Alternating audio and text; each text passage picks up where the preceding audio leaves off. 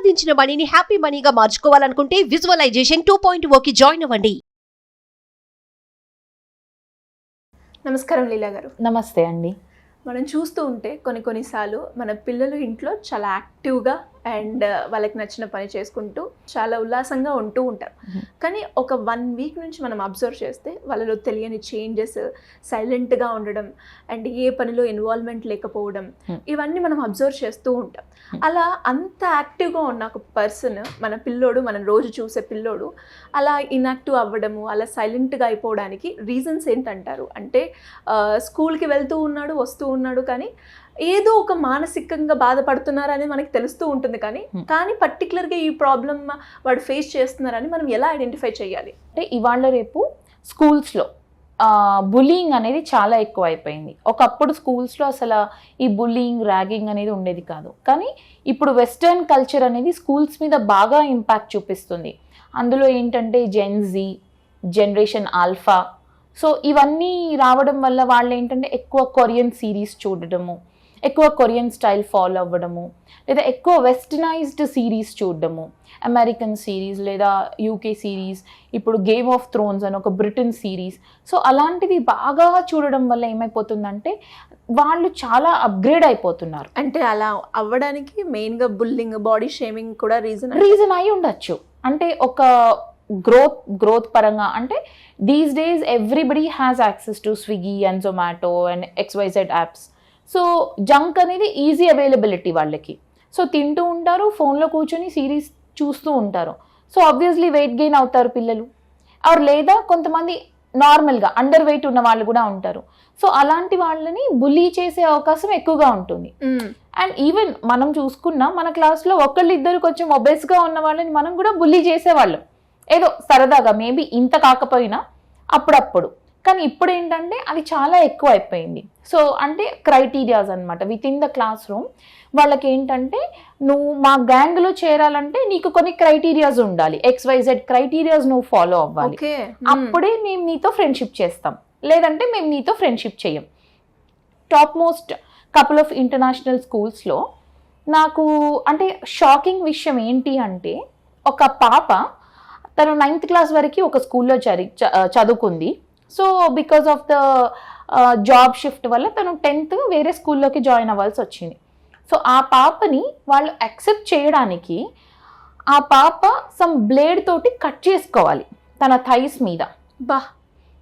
ఒక సింబల్ లాంటిది వేసుకుంటేనే తనని మేము యాక్సెప్ట్ చేస్తాము, లేదంటే she a nerd in the sense దేనికి పనికిరాదు అన్న చేసి తనని కంప్లీట్గా హ్యూమిలియేట్ చేసేసింది క్లాస్ టోటల్గా. అంటే అమ్మాయిలందరూ ఒక గ్యాంగ్గా ఫామ్ అయ్యి. సో ఆబ్వియస్లీ అమ్మాయిలందరూ యాక్సెప్ట్ చేయనప్పుడు అబ్బాయిలు ఎందుకు యాక్సెప్ట్ చేస్తారు?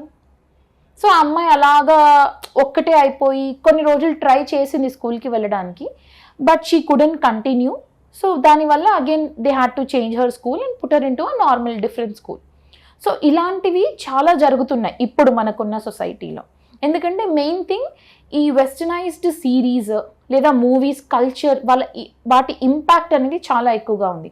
బికాజ్ మనకి అప్పుడు ఓన్లీ స్టార్ కనెక్షన్ ఉండేది. సో టీవీ ప్రతి శనివారం, ప్రతి ఆదివారం, లేదా ఏదైనా చూడాలన్నా కూడా మేబీ ఒక 1/2 hour 1 hour restricted time zone అనేది ఉండేది. బట్ ఇప్పుడు పిల్లలకి అలా లేదు. ఎస్, నెట్ఫ్లిక్స్, అమెజాన్, XYZ ఏది ఓపెన్ చేసినా ఏది కావాలంటే అది వాళ్ళు చూడొచ్చు. సో దీనివల్ల పిల్లలు కూడా ఎలా తయారవుతున్నారంటే, అంటే how it is influencing there minds. Kid is always plain hearted, plain minded. వాళ్ళు ఏది చూస్తారో, వాళ్ళు ఏది వింటారో అదే వాళ్ళ మైండ్లో ప్లే అవుతుంది. సో బై బర్త్ ఎవరు కూడా ఒక నెగటివిటీని క్యారీ చేసుకుని ఎవరు పుట్టరు. సో ఇలాంటివి ఎక్కువగా చూడడం వల్ల so high chances of bullying, high chances of judging each other, labelling them, giving them different sort of names.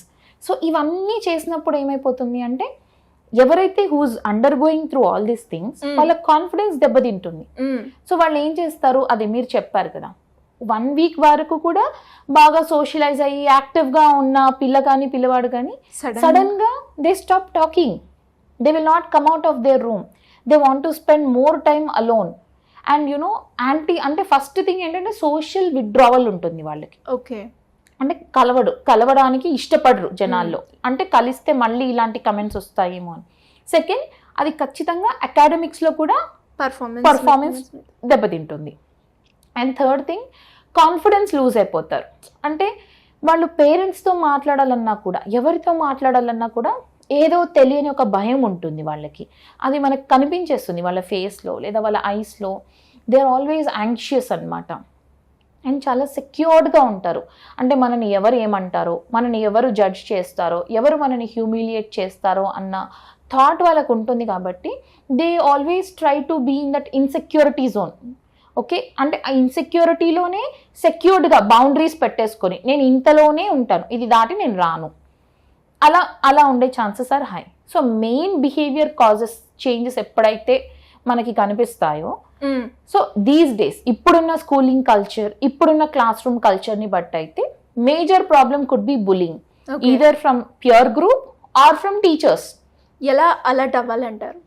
That's what. మనకి ఎప్పుడైతే ఇలా మెల్లిమెల్లిగా తను ఎక్కువ టైం స్పెండ్ చేయట్లేదు అమ్మా నాన్నలతోటి, లేదా సిబ్లింగ్స్తో ఎక్కువ టైం స్పెండ్ చేయట్లేదు, లేదా తను డైలీ చేసే హాబీస్ ఏవైతే ఉంటాయో లైక్ గేమ్స్ కానీ వెళ్ళట్లేదు అని ఇవి మనకి మేజర్ ఐడెంటిఫికేషన్స్. సో ఇవి చూసిన వెంటనే ఇట్స్ బెటర్ మనం ఓపెన్ అప్ అయ్యి మాట్లాడి పేరెంట్స్ అనేవాళ్ళు తెలుసుకొని వాట్ ఈస్ హ్యాపెనింగ్, నీకు ఏం జరుగుతోంది, is anybody judging on you, is anybody bullying you, లేదా టీచర్స్ నీతో ఏదైనా హార్ష్గా మాట్లాడారా ఏంటి కనుక్కొని. అండ్ దాంట్లో కూడా బ్లైండ్గా పిల్లల్ని సపోర్ట్ చేయకూడదు. ఇప్పుడు టీచర్స్ తిట్టారు అంటే దానికి ఒక కారణం ఉంటుంది.